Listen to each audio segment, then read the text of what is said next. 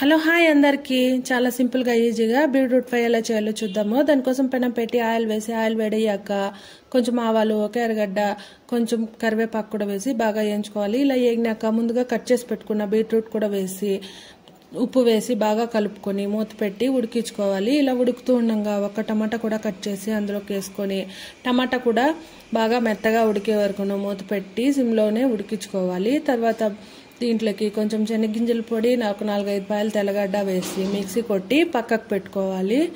ఇలా ఉడికించిన బీట్రూట్లోకి కొంచెం పసుపు, కొంచెం కారము, కొంచెం ధనియాల పొడి వేసి ఇదంతా బాగా కలిసే వరకును కలుపుకోవాలి. ఇలా కలుపుకున్నాక ముందుగా ప్రిపేర్ చేసి పెట్టుకున్న శనగింజల పొడి కూడా వేసి బీట్రూట్లోకి బాగా కలిసే వరకును కలుపుకొని 2 మినిట్స్ మూత పెట్టి ఉడికించుకున్నామంటే బీట్రూట్ ఫ్రై రెడీ.